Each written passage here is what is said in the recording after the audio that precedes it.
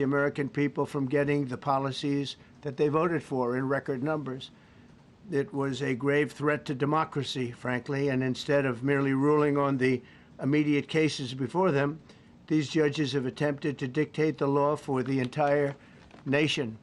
In practice, this meant that if any one of the nearly 700 federal judges disagreed with the policy of a duly elected president of the United States, he or she could block that policy from going into effect or at least delay it for many years, tie it up in the court system.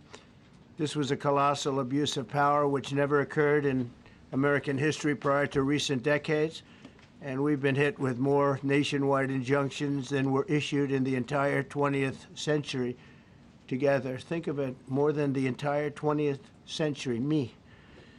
I'm grateful to the Supreme Court for stepping in and solving this very, very big and complex problem, and they've made it very simple. I want to thank Justice Barrett, who wrote the opinion brilliantly, as well as Chief Justice Roberts, and Justices Alito, Gorsuch, Kavanaugh, and Thomas. Great people. Thanks for this decision, and thanks to this decision, we can now promptly file to proceed with numerous policies that have been wrongly enjoined on a nationwide basis. And some of the cases we're talking about would be ending birthright citizenship, which now comes to the fore. That was meant for the babies of slaves. It wasn't meant for people trying to scam the system and come into the country on a vacation. This was, in fact, it was the same date, the exact same date, the end of the Civil War. It was meant for the babies of slaves, and it's so clean and so obvious. But this lets us go there and finally win that case, because hundreds of thousands of people are pouring into our country under birthright citizenship, and it wasn't meant for that reason. It was meant for the babies of slaves.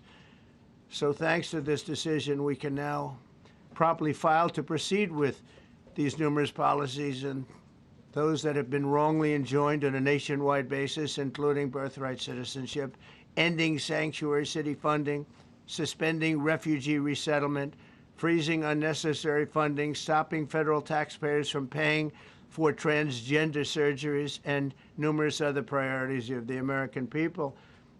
We have so many of them. I have a whole list. I'm not going to bore you, and I'm going to have Pam get up and say a few words, but there's really, she can talk as long as she wants, because this is a very important decision. This is a decision that covers a tremendous amount of territory. But I want to just thank, again, the Supreme Court for this ruling. It's a giant. It's a giant.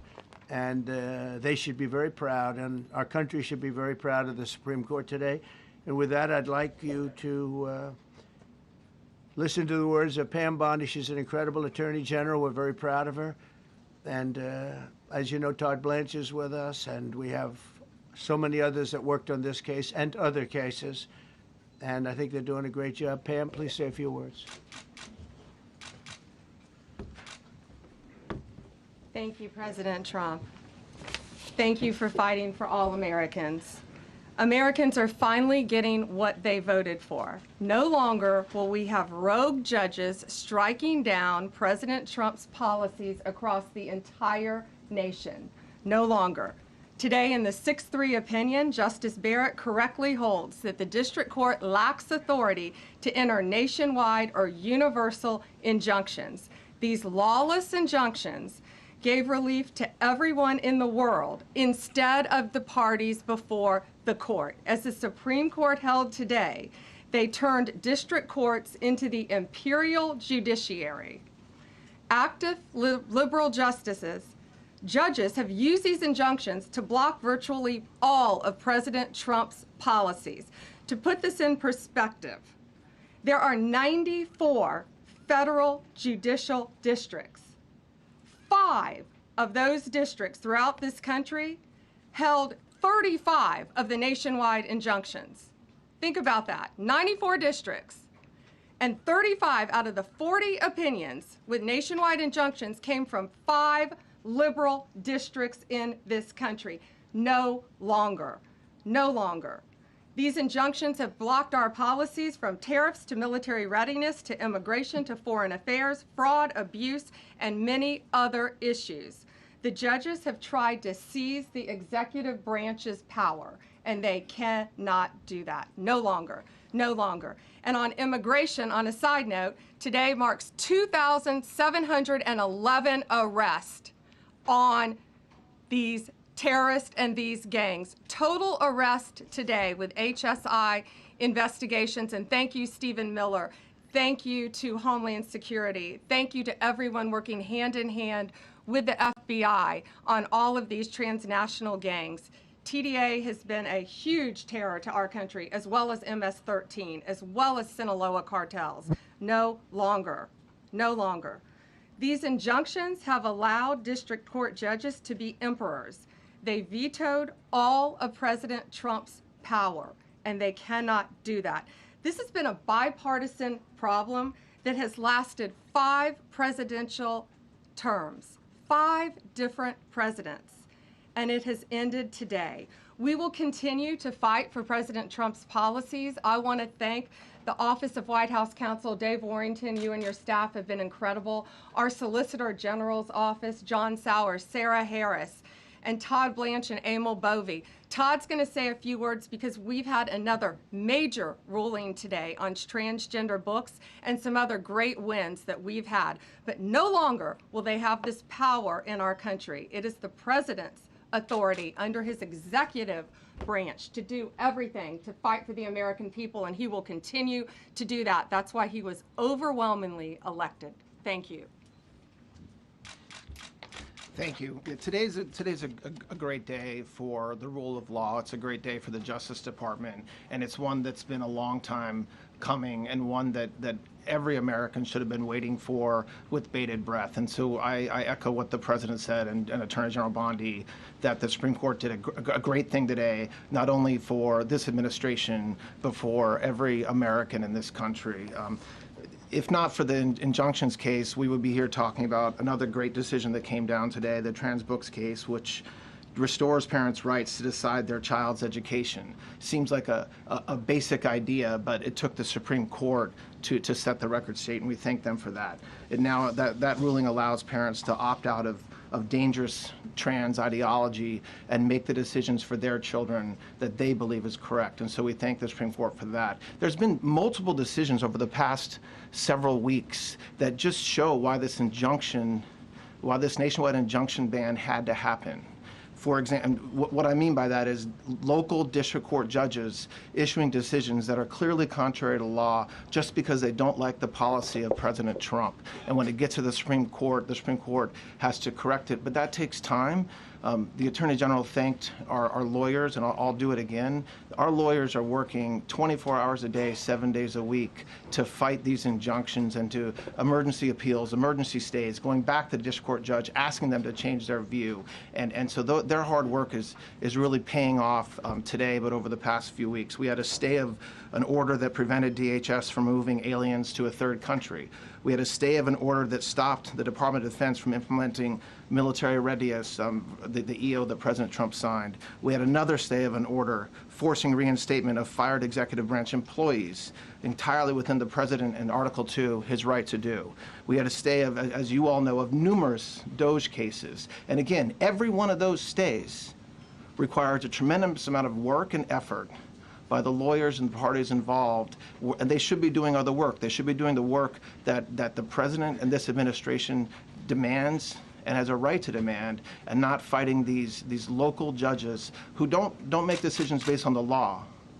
They make decisions because they just simply don't agree with the administration's decision about a policy, and that's wrong. Thank you.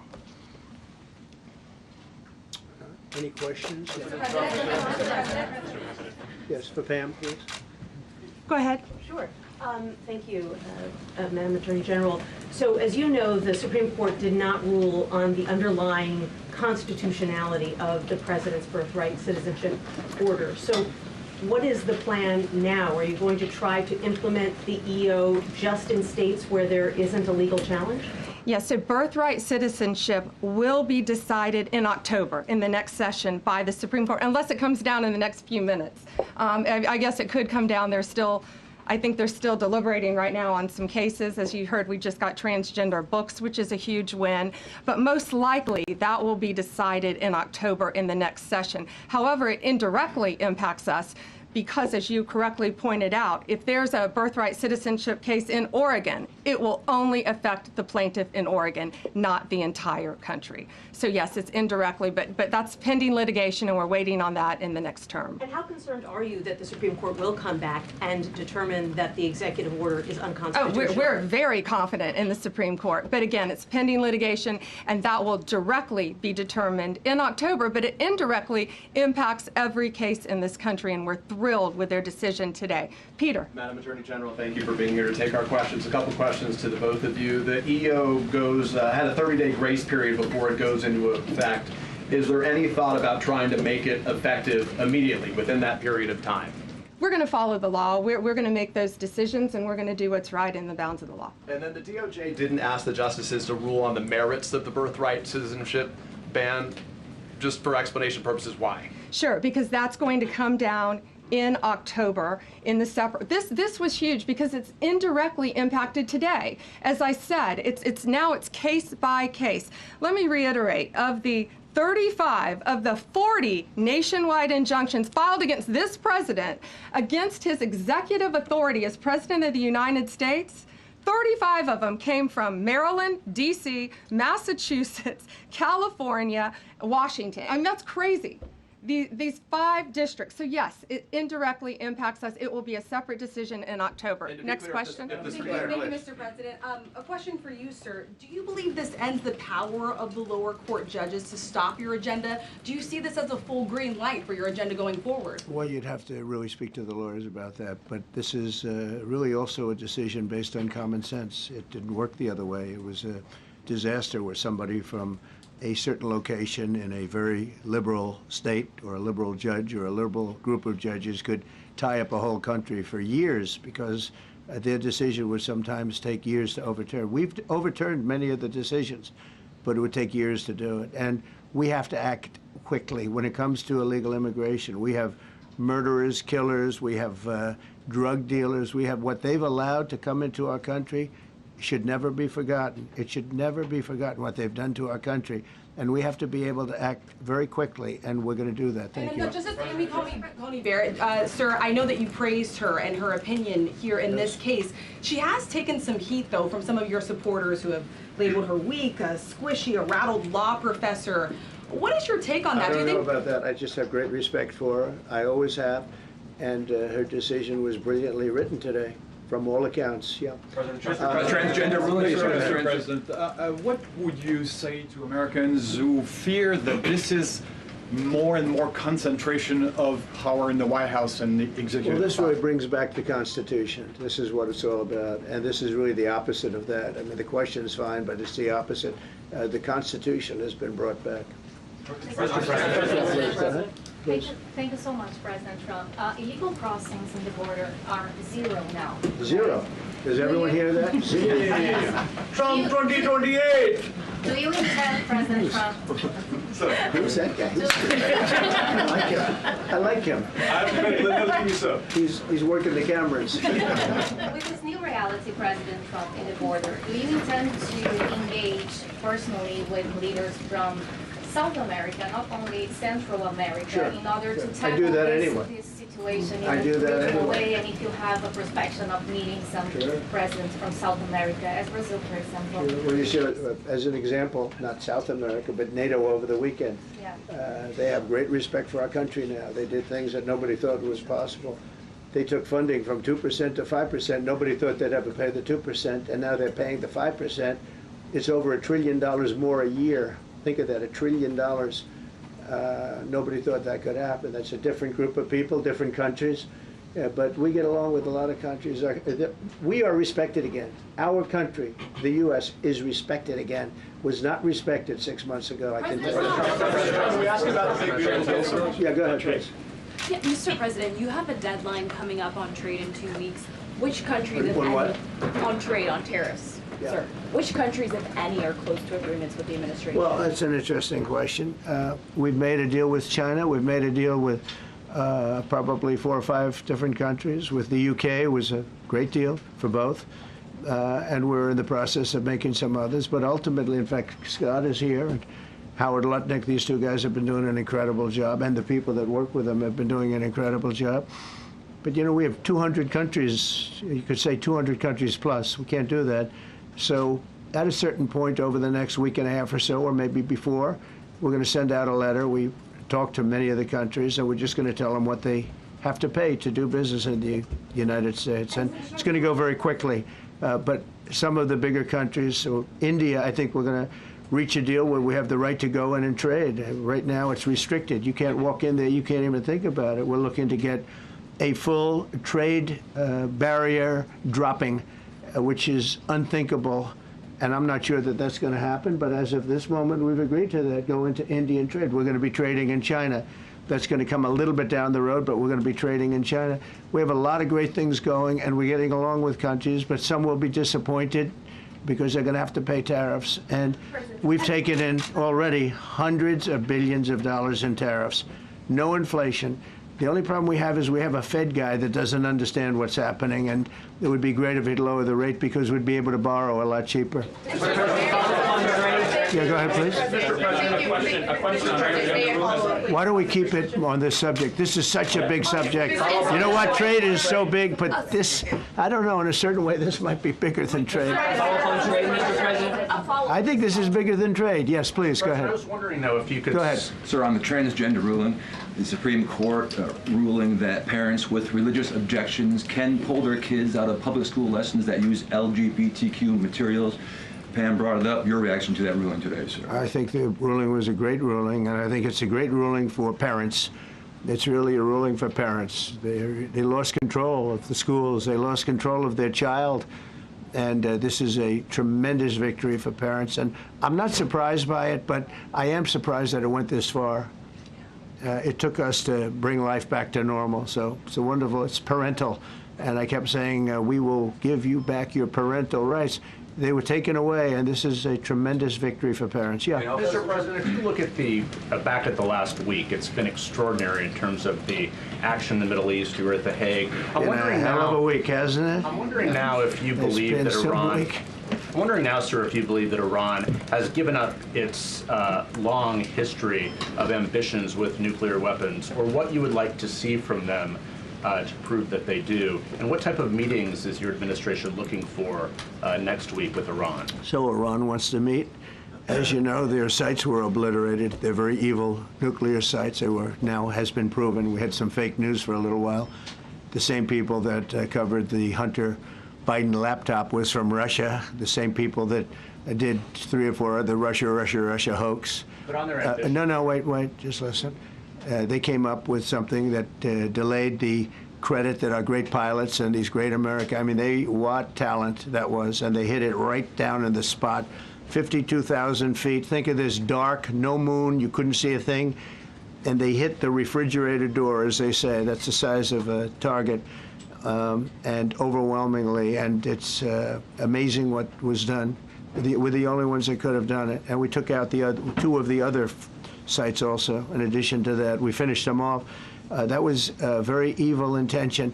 I believe that, and again, time will tell, but I don't believe that they're going to go back into nuclear anytime soon. They spent over $1 trillion on nuclear, and they never got it together. And nothing was moved from the site, by the way. To do that is very dangerous. It's very, very heavy material. Those cars were most likely the cars of masons because they were pouring concrete at the top, at the hatch, as you know, the hatch going into the nuclear site. They wanted to reinforce it, and they had some masons there pouring concrete. By the way, that concrete was obliterated. It hit exactly at the concrete. It was, I don't think it had a chance to dry, but everything's down there. It's under millions of tons of rock. Please. Yes. Your administration has said that El Salvador is one of the safest countries in the hemisphere. So why haven't you yet canceled temporary protective status for that country? Was it part of the deal? Well, we'll take a look. We've had a great relationship with El Salvador. They have a fantastic leader. They built a massive prison system. And I don't know exactly why, but it's a hell of a system. And we bring people there, and when they go there, they don't get out. And frankly, when they hear they have to go there, they become very nice people. They become very nice people. It's a tough system, but it's a brilliant system, and it's a system done by a very, very good leader. We'll talk about El Salvador. A lot of respect. Yeah, please. Thank you. A question for you and then a question for the Attorney General. As you go into negotiations and talks with Iran, are you demanding not only that there would be no uranium production inside of Iran, but also that Iran would turn over all existing stockpiles of uranium? Well, you know, we're a little early for that, but something like that, yeah, we'll do something like that. Let me say that I've been saying for 25 years, even as a civilian, you cannot let them have a nuclear weapon, and that's what happened. It's been obliterated. It would be years before they could ever get going, and I really think it's probably the last thing. They have to recover from a hell of a tough war. Would you also be demanding that the IAEA have full rights to inspect in Iran? Or somebody, yeah, or somebody that we respect, And then including ourselves. And a question for both the President and the Attorney General. Under birthright citizenship, if this is implemented, who would be tasked with actually vetting citizenship? And how, like, would this be a situation where you have nurses and doctors checking for citizenship of parents, or? This is all pending litigation. It's going to be decided in October by the Supreme Court, and we'll discuss that after the litigation. If you have an undocumented baby, would that baby then be an enforcement priority? The violent criminals in our country are the priority now. Let me put it in perspective. Today marked the 2,711th arrest in our country of TDA members, just TDA. Everyone in this room agrees they are one of the most violent criminal organizations in the world. And the Biden administration let them walk into our country for the last 4 years. 2,711 of them today have been arrested in our country. That is the priority of Donald Trump. That is the priority of this country, of Homeland Security, of all of our lawyers, of FBI. That's the priority. That will be discussed in October when the Supreme Court hopefully rules in our favor, and we're very confident of that. But you should all feel safer now that President Trump can deport all of these gangs, and not one district court judge can think they're an emperor over this administration and his executive powers, and why the people of the United States elected him. I just might add one thing, and you know, they used birthright citizenship, some of the worst people, some of the cartels, to get people into our country, just so you know. And again, I say, if you look at the end of the Civil War, the 1800s, it was a very turbulent time. If you take the end day, was it 1869 or whatever, but you take that exact day, that's when the case was filed. And the case ended shortly thereafter. This had to do with the babies of slaves, very, very obviously. And I think we're going to win. People didn't, I don't think they went about discussing it right. I came along and we looked and we said, wait a minute, this is wrong. We've been looking at birthright citizenship wrong for years, but they've used it. The cartels have used birthright citizenship to get very bad people in, and what Pam's doing and what Todd and everybody else, what they're doing at DOJ and all over, FBI, ICE, Border Patrol, these are incredible people. They're trying to keep our country safe, and they don't want to have people come in. This is just another way that they get illegal immigrants into our country, and in some cases, very, very bad ones. Go ahead. Thank you, Mr. President. On your tax bill, if I could for a moment, senators are racing to rewrite parts of it right now after the Senate parliamentarian ruled that sections of it were outside of the process that they're using to get this through. Do you think that senators should respect the decisions of the parliamentarian? And what have you personally done in the last 48 hours to try and get Republican senators who are against the bill to a yes? Well, look, it's a great bill. It's a massive tax cut. If it's not approved, your taxes will go up by 68%. Think of that, 68, a record, the highest in the history. The Democrats won't approve it only because politically it's so good for the Republicans. The Democrats aren't approving it. But think of what they're not approving. They're not approving border security. We've done a great job at the border, but we have to add some wall. We have to do, various things. We have no money for that. We have no money for the border. We have no money for so many things. But if the Democrats, it'd be interesting to see if we get any Democrat votes. We should. If I were a Democrat, I would absolutely, maybe Fetterman, because he seems to be the most sensible one lately. If I were a Democrat, I would vote for this bill all day long because it's tax cuts and so many other things that are common sense. They're basic things. I think they're doing fine. The parliamentarian's been a little difficult. And I would say that I disagree with the parliamentarian on some things, and on other ways he's been fine. But we'll have to see. It's a big issue. I will tell you this: if that bill doesn't pass, the country will get a 68% tax increase. So think of this: you're a Democrat and you vote against it. That means you're voting in favor, because essentially you're voting in favor of the largest tax hike in the history of our country. And you can't do that. In addition, we're cutting costs by $1.7 trillion, and it won't affect anybody. It's just fraud, waste, and abuse. Mr. President, a leading global economist just did a 180 and says your tariff plan, you may have outsmarted everybody with it. What is your message? I love this. I love this question. This is the favorite. This is the best question I've ever been asked, because I've been going through abuse for years on this. Because as you know, we're taking in hundreds of no inflation whatsoever.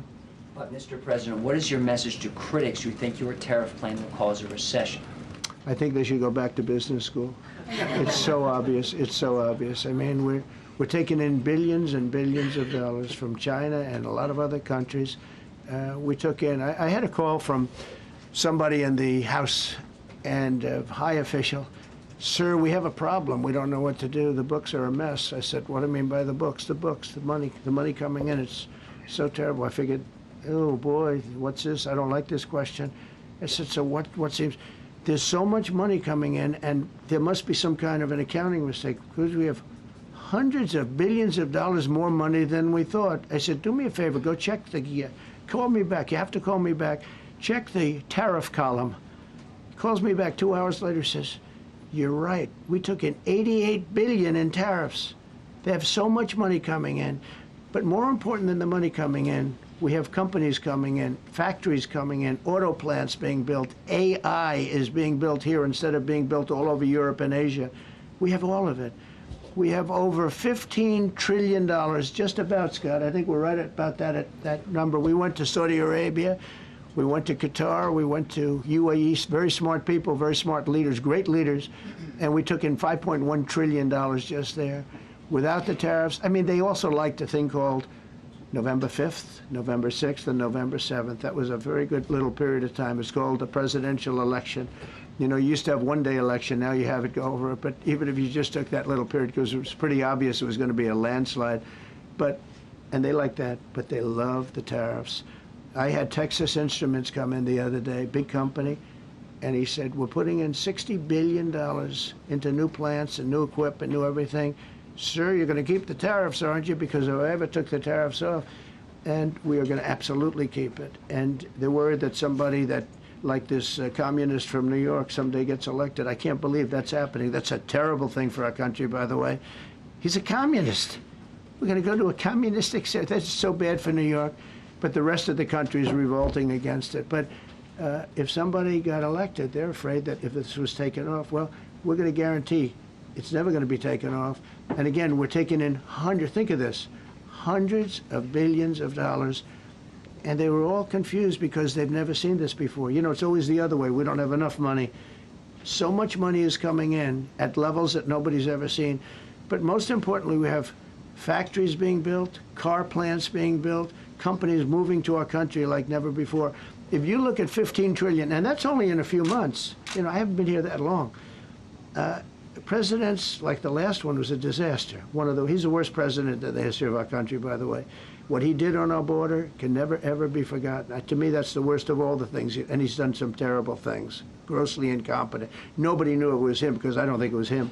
I think it was whoever was controlling the auto pen. But our country is doing great. And those leaders and other leaders I just left, as you know, a large group of the most highly respected people. And that includes big countries. When you look at Germany and France and Spain, although Spain didn't come through, but they will. By the way, guaranteed they will. That was the only country that sort of tried to hold back on putting up the money. But just so you know, they said, it's unbelievable what's happened to the USA. You were a dead country. We didn't respect the country, the leader. You were dead as a doornail. One said to me, you went from being a dead country You are right now the hottest country anywhere in the world. The whole world is talking about the USA, and everybody wants a part of it, and they're pouring into our country, and you're going to see those numbers. Thank you for that question.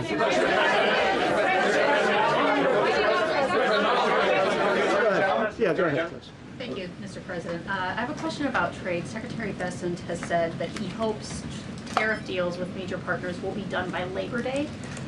So if some deals are not done by your July 9th deadline, will some countries' tariffs go back up, or will they stay where they are now? Well, there are some countries that are used to ripping us off, to be honest with you. And I don't want to name them, but you sort of can name them. And they're so used to just, you know, taking it billions and billions of, look, we had a trade deficit of more than $1 trillion. Think of a trillion, a trade deficit. That's because nobody cared. We cared a lot when, you know, I took in hundreds of billions of dollars in tariff. We had the greatest economy in history up until now. I think we're going to blow it away. But during my time, and especially prior to COVID, we had the greatest economy in the history of our country. I think we're going to blow it away now based on the kind of numbers that we're seeing. But some countries are very angry because they've been ripping us off for years. They've been making billions and billions of dollars. There was nobody to negotiate with. They could do whatever they want. They charged us tariffs, by the way, at numbers that we've never seen before. And we ended up losing much more than $1 trillion a year. $1 trillion a year on trade. And now they're being met with a force that's far greater than them, and they don't like it. So they're upset because instead of making, you know, $5 billion, they're going to break even. Or they'll make a little bit. I want to be nice. They'll make a little bit. Or we'll make a little bit. It's a big difference. Yeah, please go. Go ahead. Red dress. On the 2020 election, is there any more information on the special prosecutor? So many Americans still have questions about the 2020 election. And speaking of rogue judges, would you consider appointing somebody at DOJ maybe to investigate the judges that allowed for the political persecution of you, your family, and your supporters during the Biden administration? I love you. Who are you? I'm Kara from Lindell TV. Well, that's just a very nice question. And it's not a setup. I have no idea who you are, but I appreciate that question. All I can say is we're not here for that. I hope so. I hope they're doing a thing because that election was rigged and stolen, and we can't allow that to happen. You know, a lot of people tell me, sir, you just won the greatest election in the history of our country. You won at numbers that won all 7 swing states, won the popular vote, won everything. Sir, go on with your life. And many people that say that, good people, friends of mine, then you have people that say that same thing, go on with your life, but you have to find out what happened because you can't let that happen again. Look at what this lunatic did. Look at what he did. He opened our borders to people that were murderers, 11,888 to be exact, murderers. And we've captured many of those murderers, and we're bringing them back, or some of them are so dangerous that we don't even want to bring them back. We're afraid they're going to try and come back in. But he allowed people to come into this country, people from mental institutions, insane asylums, that's a mental institution on steroids, people from mental institutions, gang members, drug dealers, people, jails, being emptied out into our country. Venezuela emptied out almost its entire prison population into our country. But I don't want to blame them. Many countries have done that. The Congo, you know, we have a great press conference coming up later, and it's the Congo and Rwanda. You know, they were fighting for years, and it was machetes, it was vicious, it was as vicious, people's heads being chopped off. And I have a man who's very good in that part of the world, very smart, and put them together. And we're signing a peace treaty today. First time in many years they're going to have peace. And it's a big deal. You know, we talk about Russia, and we're working that one. President Putin called up and he said, I'd love to help you with Iran. I said, do me a favor. I'll handle Iran. Help me with Russia. We got to get that one settled. And I think something's going to happen there. But we did some great work. India and Pakistan. That was going to be maybe nuclear. We did that. We did a lot of work. I don't know if there's ever been a president that's done much more. Serbia, Kosovo was going to go at it. Going to be a big war. I said, you go at it. There's no trade with the United States. They said, well, maybe we won't go at it. That's what happened with India and Pakistan.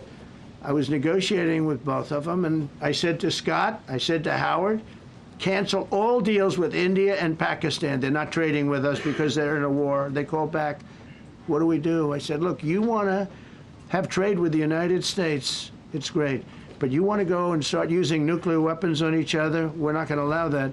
And they both agreed. Both have great leaders. They both agreed not to do it. So we did a lot, but I appreciate that question. Sir, on peace deals, can I follow up with you? Sir, can I follow up on peace deals? Thank you so much. Yes, Thank you, please, Mr. Orange. President. Thank you, Mr. President. I was just speaking with Senator Ron Johnson on the One Big Beautiful Bill, and he says he really wants to get to yes for you and get this accomplished. He does. He's a good man. But he also said that he needs more time, and he is not certain that the July 4th deadline is possible. Well, then he's not such a good man. Because there's too much work to do. He's a good man. Ron How Johnson's important- doing a good job. He's very committed. Every Republican senator is committed. And, you know, you could have a couple of grandstanders, in all fairness. You could have somebody else. And it's very dangerous because our country would go from being the most successful country in the world to who knows what happens with a 68%, think of it, 68% tax increase.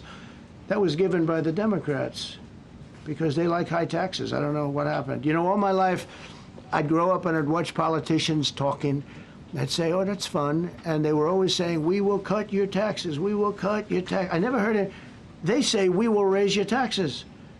And they elect people like this guy in New York that maybe has a chance. I find it hard to believe, but he maybe has a chance.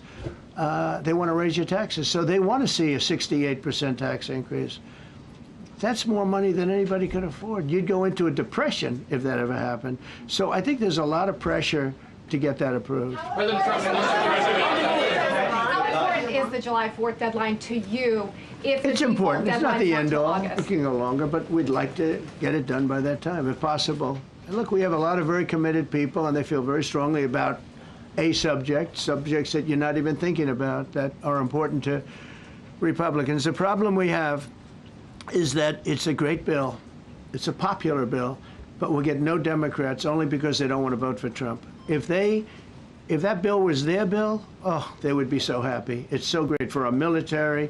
It's great for everything. And they would normally vote, but because their hatred of Trump, they have Trump derangement syndrome at levels never seen before. And instead of voting for a tax cut, they're voting for a tax increase of 68%. They're voting to destroy Social Security, destroy Medicare, and destroy Medicaid. And we're voting to make them perfect and to make them better, make them stronger and better. They're going to destroy Medicaid, and they're going to destroy Medicare, and Social Security will follow. If you vote for the Democrats, you're dead on those three things.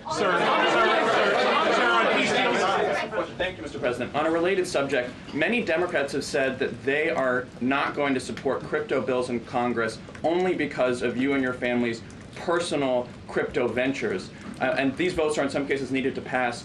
Are you open to the idea of pulling away from your personal crypto ventures for the next few years if that helps get these crypto bills passed in the next few months? Well, it's a very funny thing, crypto. So I became a fan of crypto, and to me it's an industry. I view it as an industry, and I'm president. And if we didn't have it, China would, or somebody else would, but most likely China. China would love to. And we've dominated that industry. It's a big industry, by the way. In fact, when the stock market went down recently, crypto and Bitcoin and all of that went down much less than anybody else as a group.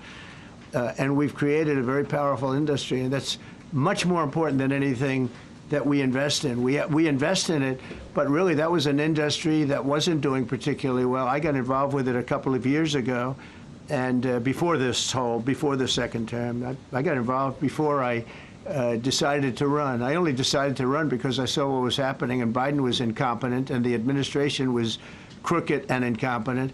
And I was in Bitcoin then, not knowing if I was going to do it a third time. So it's become amazing. I mean, it's the jobs that it produces. And I notice more and more you pay in Bitcoin. I mean, people are saying it takes a lot of pressure off the dollar. And it's a great thing for our country. So I don't care about investing. You know, I have kids, and they invest in different things. They do believe in it. But I'm president, and what I did do there is build an industry that's very important. And, you know, if we didn't have it, China would. Okay. Sir, Mr. President, go ahead. With the glasses, gentlemen, go ahead, please. Go ahead. Thank you, Mr. President. So Are you going to cut funds in the sanctuary states, like for instance California, that keep supporting illegal immigration, and then these people work under Yeah, we're the giving them a table? hard time. And also, in a foreign policy I question. mean, they don't have a governor in California. They have a man that wants to give away everything to people that nobody's seen before. If we didn't go into Los Angeles with the military, which did a fantastic job, but if we didn't go into Los Angeles bringing in the National Guard, I would have brought the military if it was necessary, because you have to. We have the right to. That was another thing upheld by the Supreme Court. But if we didn't go in with the National Guard and be strong and tough, you wouldn't maybe have Los Angeles. It would be like the rest of California, the rest of Los Angeles. They lost 25,000 houses in a fire. They should have lost none. You know, I sent the water down. I had to break into their water supply because they just refused to do it. They're crazy. There's something wrong with them. They have plenty of water. They don't have droughts or anything. They have plenty. We let it come down from the Pacific Northwest. They routed all the water out into the Pacific Ocean for environmental reasons, okay? And now you have 25,000 houses, none of which would have burned down if you had the water. They didn't have water. They didn't have water for the fire pumps. They didn't have water in the sprinkler systems that people put in. So the answer is we're going to work with governors. We're going to work with radical left Democrats and Democrats, and we're going to make it good for everybody. We'll have to stop the crime in those, in the case of the cities, I think I can say just about all cities with heavy crime are run by Democrats. Go ahead. 11, Yeah, with the glasses. I'm with Iran Go ahead, yes. International. Yeah, no, the man behind you, yeah, please. President Trump, Anthony Mashhad from Amphibian Lebanon. I want to ask you regarding the threats posed by Iran's allies and proxies operating in the U.S. They were threatening your life. So what do you say about that? And regarding the Lebanon, because Hezbollah is as well part of Iran's allies, is there any time frame in Lebanon regarding disarming Hezbollah in Lebanon? Yeah, Lebanon is a great place with brilliant people. You know, it was known for the professors and doctors and had an incredible history. And hopefully we can bring it back again. I just appointed a friend of mine who's Lebanese, and I didn't know he was Lebanese. I've known him for 20 years, very, very successful man.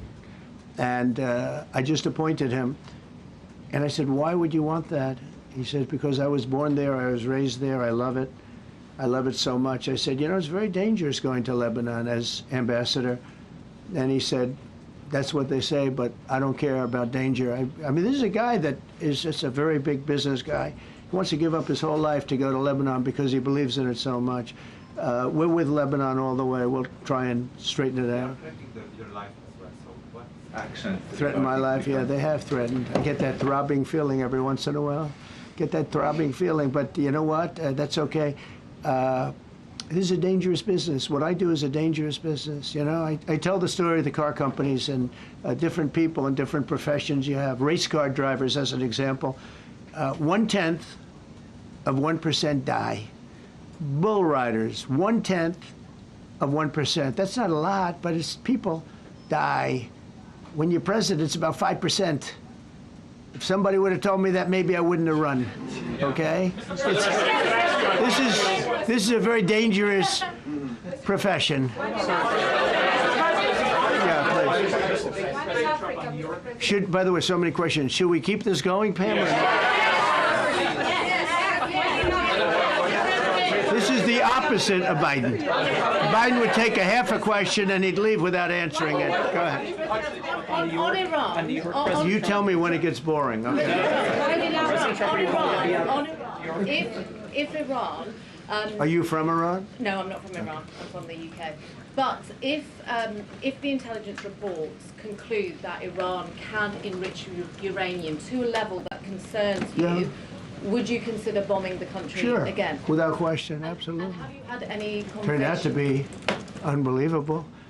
But, you know, our incredible flyers and I call them the shots, these guys are unbelievable. Think, from 52,000 feet, they hit the equivalent of a refrigerator door. They actually hit it right in the center, so it's much smaller than that.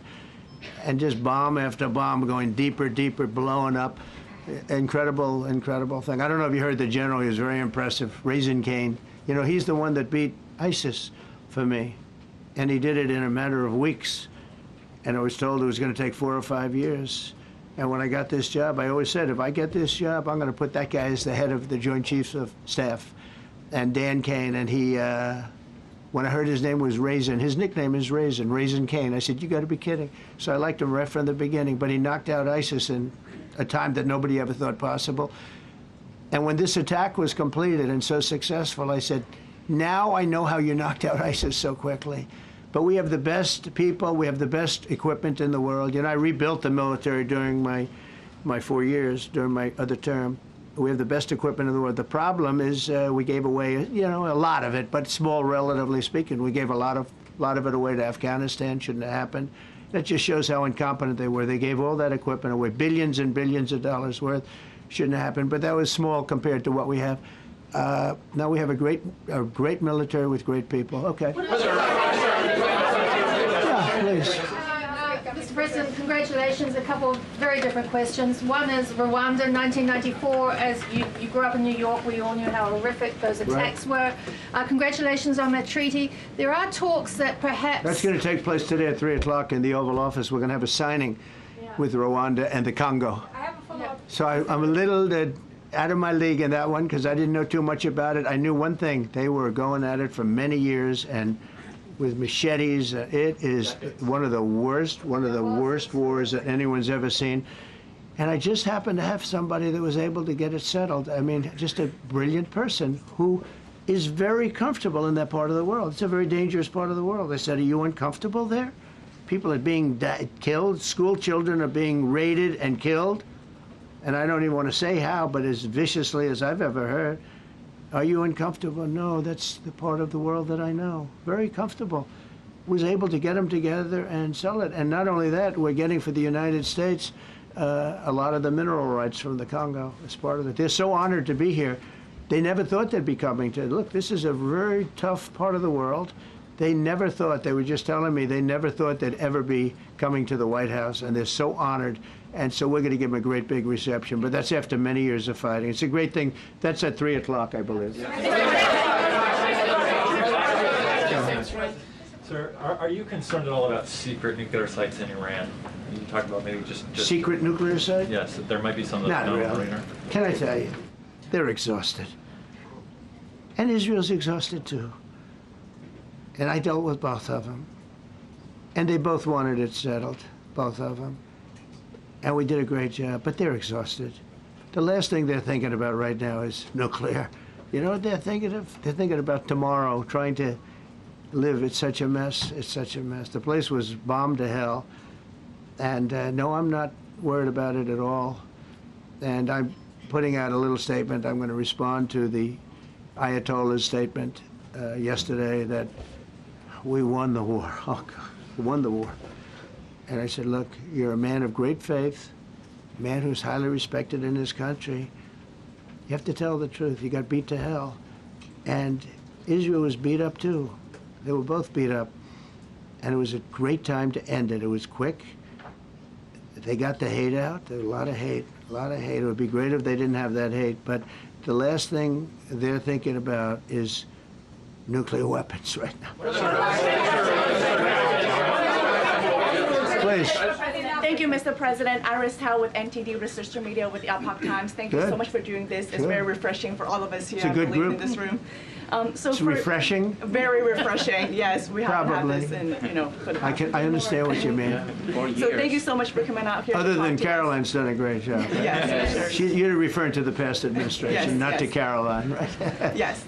Back to the ruling today, if you don't mind. So you have always talked about winning for the American people. Right. How do you think today's ruling will enable you to further deliver for American families and workers across the country, not only when it comes to immigration, but also when it comes to trade, energy? What actions are most eager to move forward Well, I think now? taking power away from these absolutely crazy radical left judges is a tremendous, this is such a big day.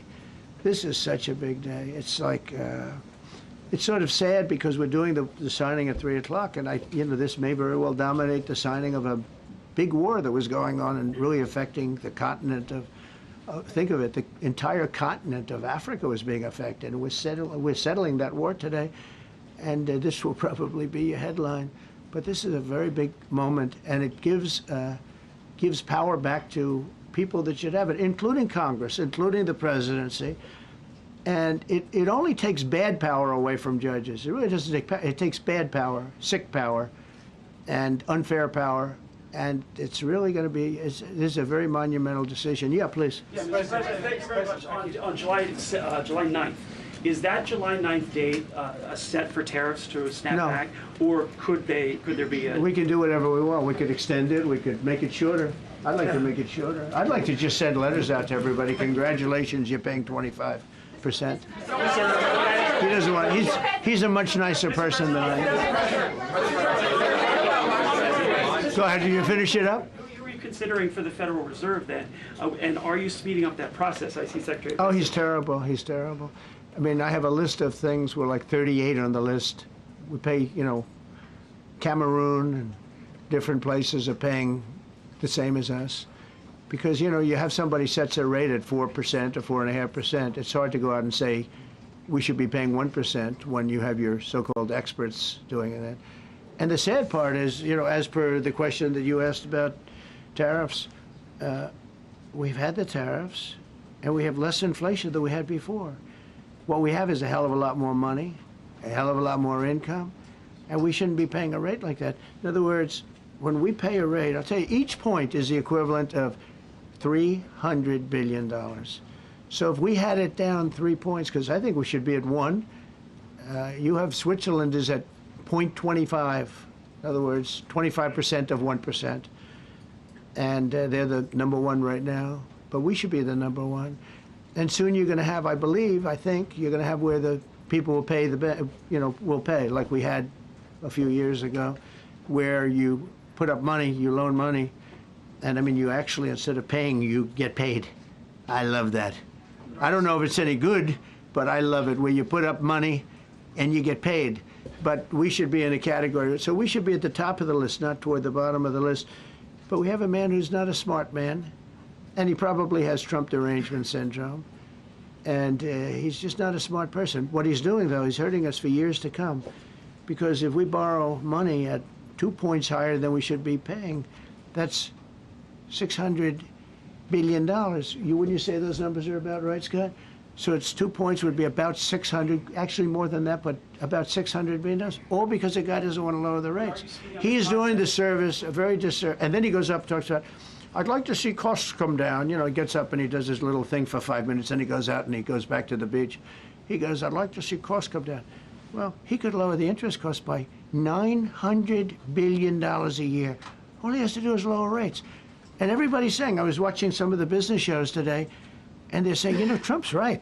He should really be cutting. The country's doing well. We have no inflation. Now, despite him, we're doing great. But if we got the rates down, we would be a rocket ship. So I think that'll be it. And I just want to thank everybody. This is a really big day. We've had a big week. You know, we've had a big week. We've had a lot of victories this week. NATO was a tremendous victory.